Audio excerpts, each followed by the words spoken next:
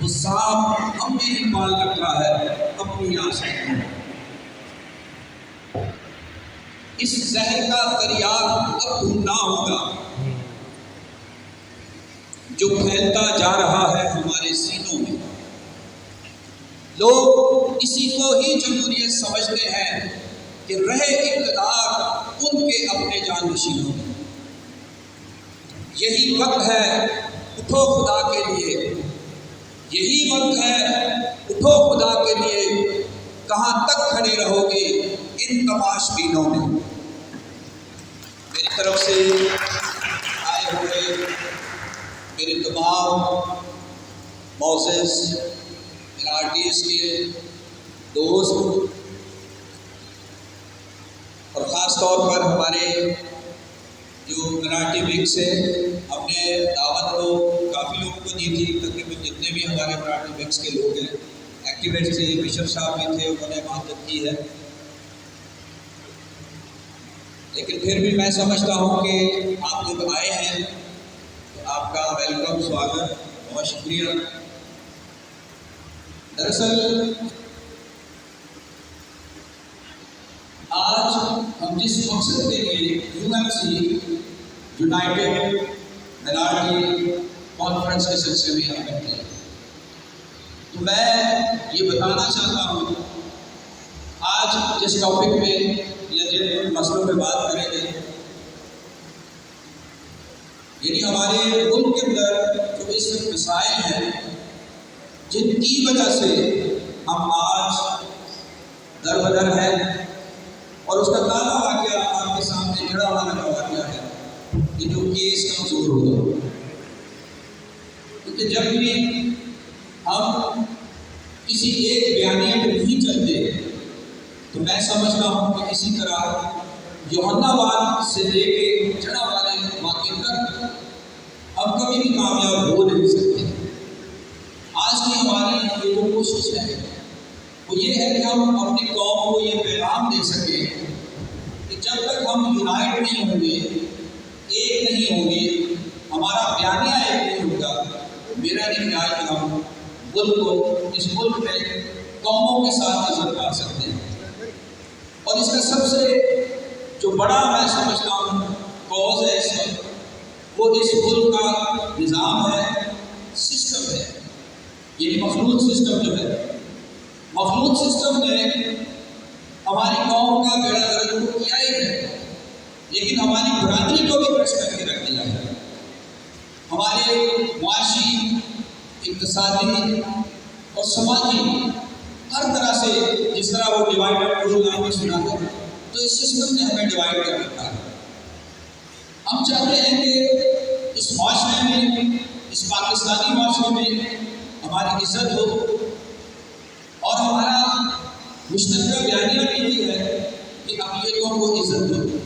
تو ظاہر یہ ایک چھوٹا سا جملہ ہے، لیکن اس کی ایک بہت بڑی ڈیپتھ ہے کہ وہ کون سی عزت ہے جو ہم چاہتے ہیں۔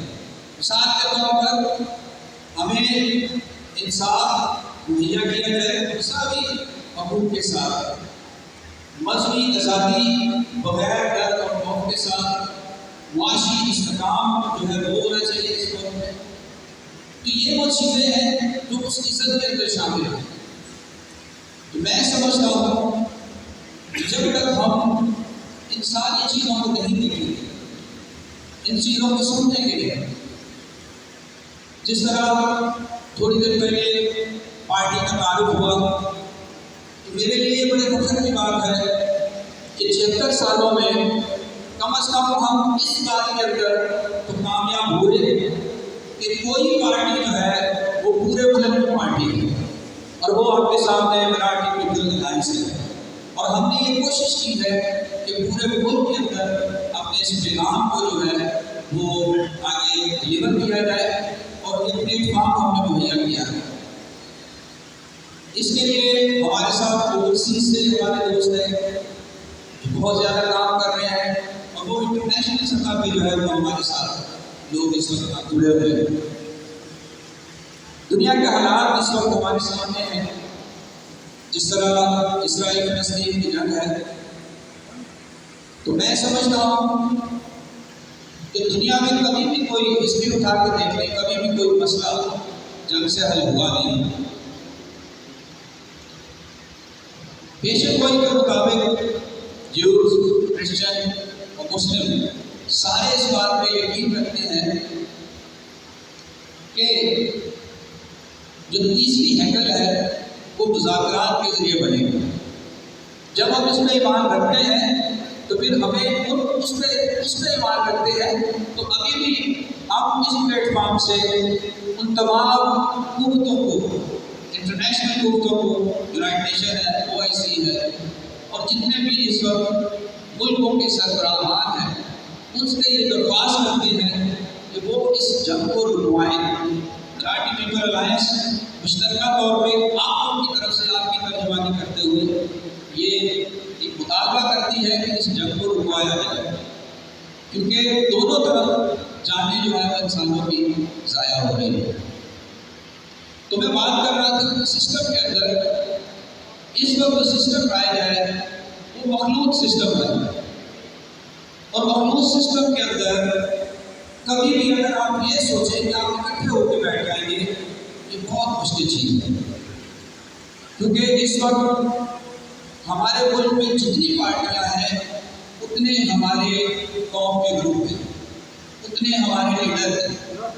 اور ہماری جو خواہشات ہیں وہ بہت زیادہ ہے۔ ہر بندہ لیڈر بننے کے لیے تیار ہے،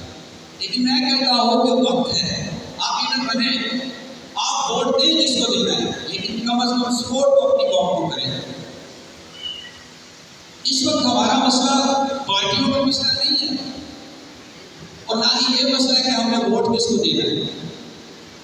مسئلہ یہ ہے کہ ہماری عزت کہاں ہے، ہمارے ووٹ کی عزت کہاں ہے، اور ہم کہاں کھڑے ہوئے ہیں۔ اس کے لیے ضروری ہے